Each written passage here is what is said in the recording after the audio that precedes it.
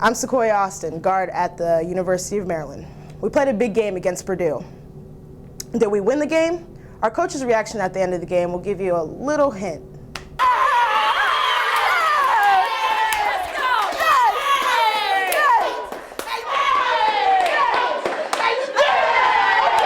As you can tell, we won the game.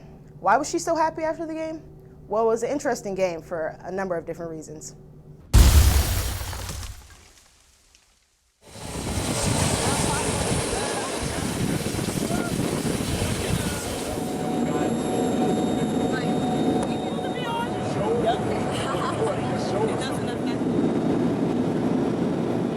Well, I'm from Florida, Fort Lauderdale area, and it doesn't snow, and it barely gets that cold as it gets up here. So being on a plane and Matt told me it was snowing, at first I didn't see it. I thought it was water. Don't believe it? No, that's snow. I thought it was water. I never saw snow. The only time I saw snow was on Home Alone, the movie. And then as we landed, and then I saw it, and then I was like so shocked. Like, it's just different. You know, the Purdue game was obviously a very difficult game on so many fronts. Game time! Hoo, hoo, hoo, hoo, hoo. It normally would be anytime you go on the road and play a Big Ten opponent. You add the dynamic of Dre Mingo, a former player here at Maryland who transferred to Purdue.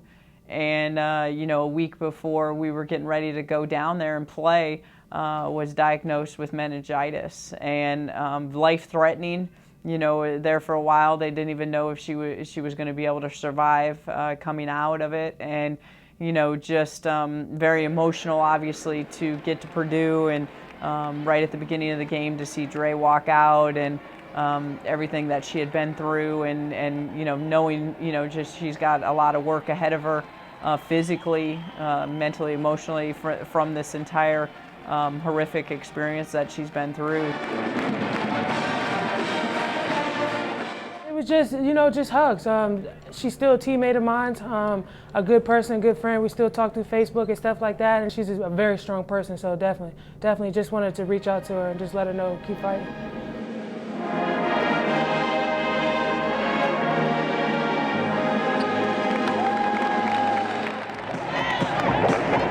Number one thoughts were on Dre, you know, and the fact of her health and her being alive, but then you have to separate that and then go out and play and try to beat a team, and that can be pretty difficult, obviously, when you're talking about there were so many dynamics with that game.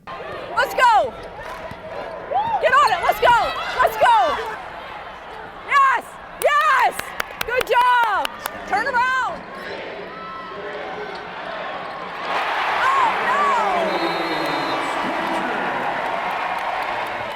As tough as of a first half as that was in terms of adversity, we rode through it, right?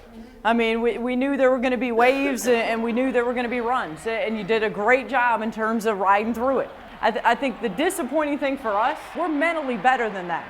All right, we've got to be a lot smarter when we go out in the next 20 minutes, and a lot tougher.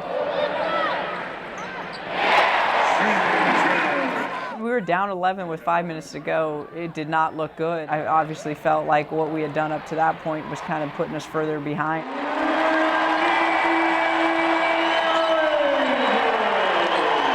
And I think, you know, from my end as a coach, I was just searching, you know, in terms of what could we get into, what could we do to get back into this game. That game, we believed in each other. We said believe all the time. And, you know, Lynetta, she in the huddle, and she said believe, and she was so lost for words that she kept saying believe, believe, believe, and, you know, she got choked up. Yeah, they said it looked like I was crying, pretty much. I wasn't crying, I just wanted them to get it, like, you know what I mean? Like, we got to get this game. Jump! That's us! Yep, that's all her! That's all her! It was a gamble, it was a risk, obviously, to go to the full court press. One way or the other, but I think it was in the fact that Purdue hadn't seen it all game. It was a different wrinkle, and definitely after we got a couple turnovers out of it, it got our confidence back, it got us rejuvenated, and we didn't really have to think about our offense because our defense led to it. So definitely a change of momentum for us. Yes, get in it, yes! jump. We dig down on defense. We got the necessary stops that we needed, and we were real tough in that environment. A young team on the road has to have confidence that they can win in an environment that's not their own.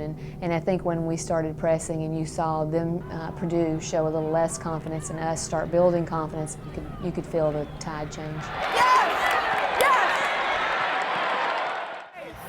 Hey, listen, up here, we don't have to switch here.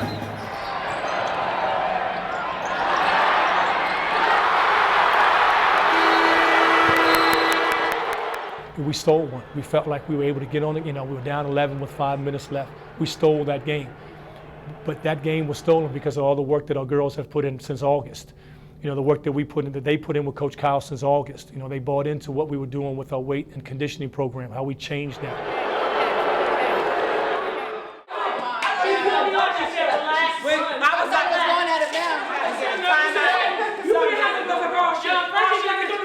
Don't let her get it again, Lord. Don't let her get it again. Way to knock down free throws down in the end. Yeah!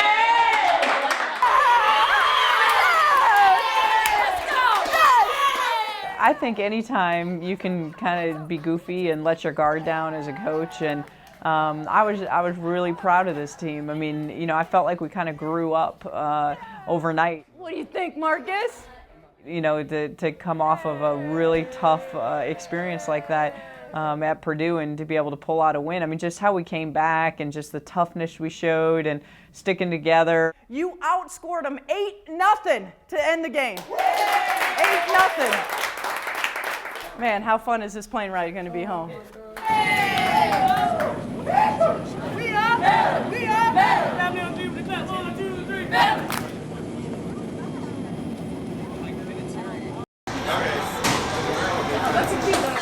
Tonight, we are getting ready as a team and as a family to head for our Thanksgiving dinner. And it's going to be a great night. For a lot of our players, this is the first time that they're away from home. You forget that because you've been a coach for years, and so, the coaches were all talking and we're like, I wonder how many of them have never been away for Thanksgiving. No, this is my first year being away for Thanksgiving.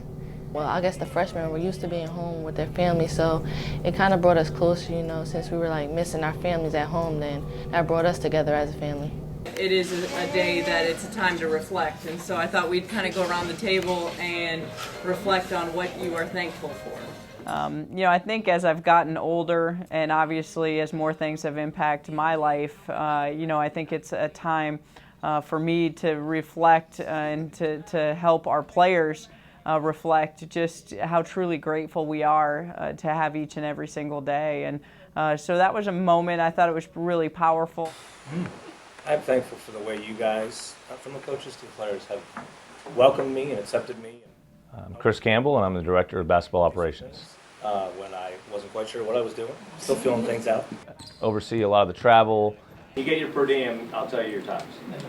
Coordinate with our academic support. Mainly it's a logistical kind of behind the scenes thing where I'm here to support the coaching staff and support the student athletes in whatever way I can.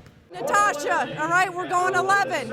For those who are not familiar with the Director of Basketball Operations role, I am not allowed to teach and instruct the players.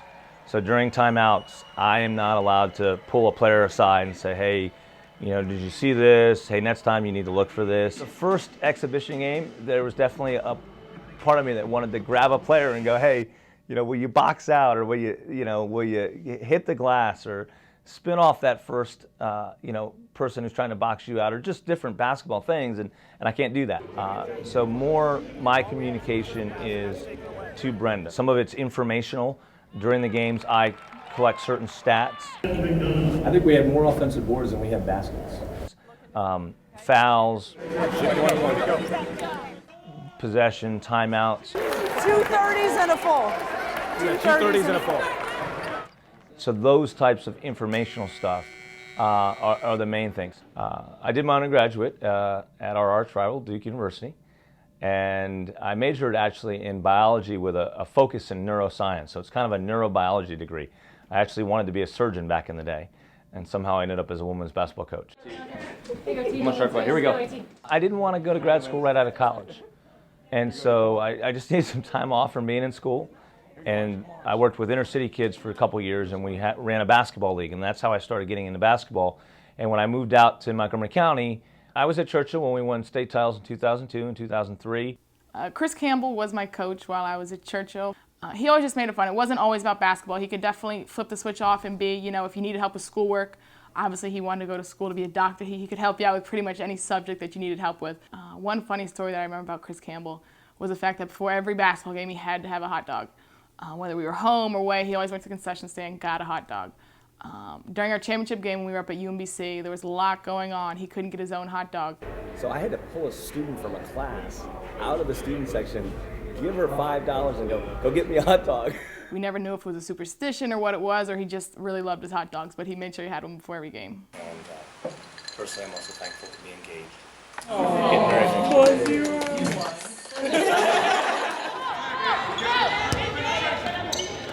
My fiancée is Tina, and her son is Preston.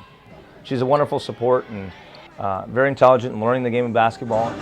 When you have a young person like that, you know, a child in your life, they don't care whether you've won or lost when the game's over. You know, they just see you walking out and want to give you a big hug and run around on the floor. And there's a childish joy about, you know, who they are, and that's just a great balancer for the grind and the kind of the controlled chaos that we live the rest of our world in during the season.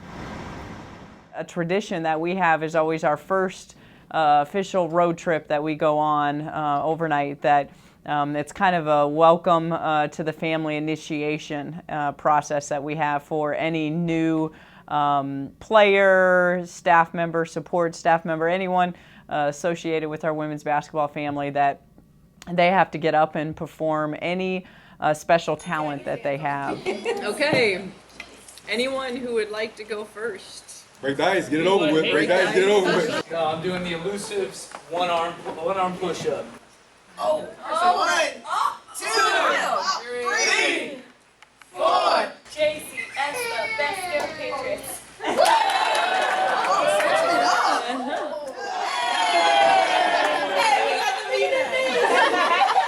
To be honest with you, I thought Whitney's was pretty good.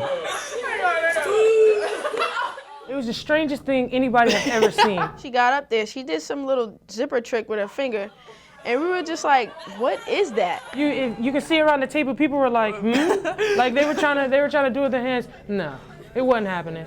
Get my fingers ready. And then I turn around and everybody's just staring at me, and I do my little thumb trick. All right. They told us we had to come up with something. Me and Alyssa was struggling. It just, the whole dinner just went down. We was spending the whole time thinking, like, what is our talent? What is our talent? Alicia. Alyssa Thomas, which is amazing, she is so shy and so in public. I think it was Sequoia who told her to stuff how many biscuits you could stick in your mouth. So she just kept smashing the rolls up one by one. Until she couldn't fit any more in her mouth, and it was just like her cheeks were like huge.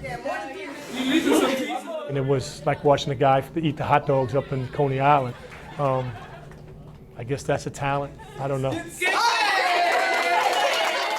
One of the things I love to do in the off season, because we don't have a lot of time to do it during the season, is actually go swing dancing. Really enjoyed it, and so my talent was the ability to, to swing dance and dance with a partner, which is very different than, going out to a club. But obviously Preston likes to jump in, and when he sees his mom and I doing something, and obviously when you added a 2-year-old in the middle of it, it didn't quite go off as planned, but it was still fun. A lot of programs talk about family atmosphere, but pretty much all programs talk about it. Not all of them can create it, and Coach Freeze and the rest of the staff do a great job of really creating and cultivating a family atmosphere.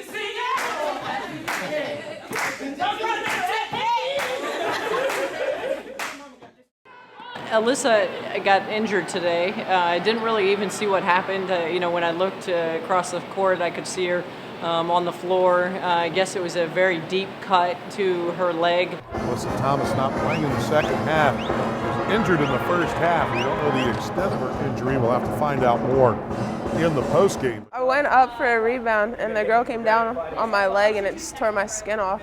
She was getting needles, and Alyssa despises needles. Very upset. It's inherited from my side of the family. So obviously status was that she wasn't going to be able to go back into the game the second half. Once it was numb and they started sewing, she was fine. Once she heard she couldn't play, then she was upset again. But she heard the girls were winning, so then she was back to normal again. So she'll be fine. She's a trooper. Having Alyssa on the bench for those couple of games was very interesting because I usually get to, all of us don't usually get to sit down and talk with her and see what her perspective is.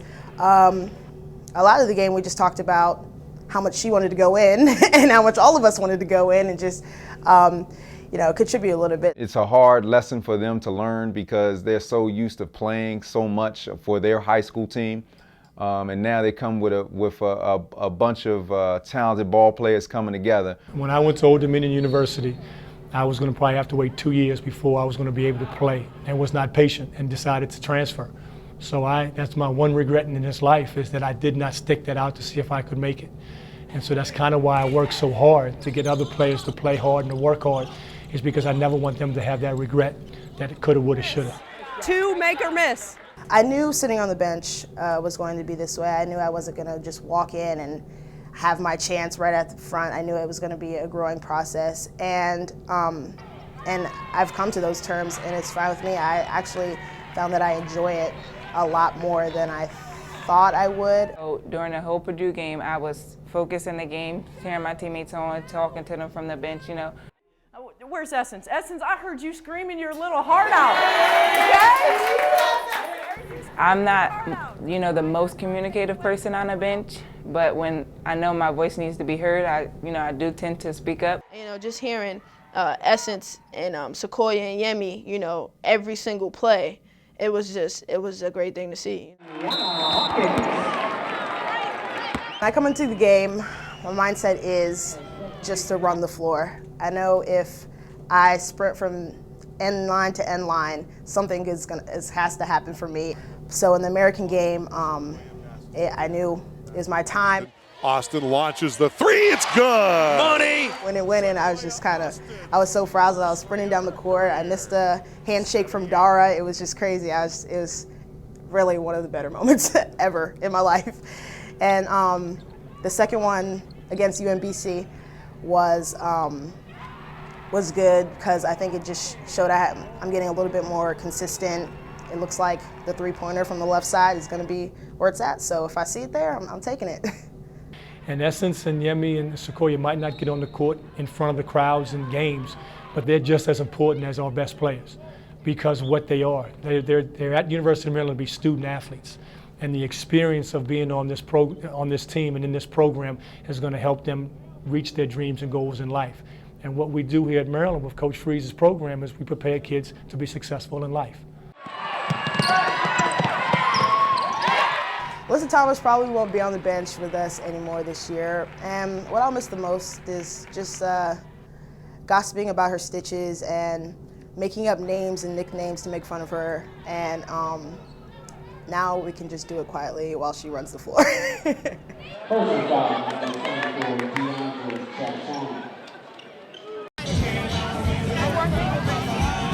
So we've been doing a bunch of community service as a team. We went to Kinderfest at the Prince George's County parks where the girls signed autographs and met fans, and then we also did some community service over at Lewisdale Elementary School. We have smart students that are working harder to get smarter. Yeah. Students, please display your Lewisdale pride and welcome the women's basketball team from the University of Maryland. It was tough getting up because, we're college students. Nobody wants to get up that early. At this time, drop everything, get on those reading glasses.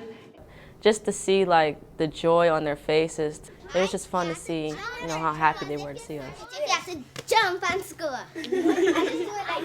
They read stories to first and second graders. Can't see you there, Rabbit, said Billy, tugging at Rabbit's paw. Time for breakfast, Mama called from downstairs. The class would pick out the book, and then the girls would read it, and they would ask questions about it. Close your eyes again, Frederick said. and when he told them of the blue periwinkles, they saw the colors as clearly, as if they'd been painted in their minds. I like to keep reminding myself to slow down because I'm a really fast reader and I have the accent. And if you don't understand anything, just let me know because I'm from a different country. I'm from London, so I have a different accent from you all. So it was fun, it was nice, and they responded really well. Dara and Alyssa had a really fun class. The class was excited to hear that they were basketball players. She's good 10 times. Am I good? Mm-hmm. I'm playing basketball. I'm pretty good. Well, you have to be pretty good in order to go to the University of Maryland. So both of these people and anybody else you see, they're pretty good basketball players. All the kids just want to know about our height difference. They couldn't fully grasp why I was a year older, but I was so much shorter than Alyssa was. I'm 18. I'm 19. You're 18? I'm 18. She's a big one. She's older. Yeah, she's older than me. Why are you taller? Aren't some of you all taller than some of the other people in your class? Yeah. Okay, so we're all different. After being at Maryland, you realize how big community service is and how big the community is. So after you've been here for a little bit, you like to give back and you like to go out and thank all of the fans that come out and see you, and even those that don't, just for their appreciation. So I think as you get older here at Maryland, you enjoy going out in the community and just giving back because you're given so much. Ready for a book? Yes.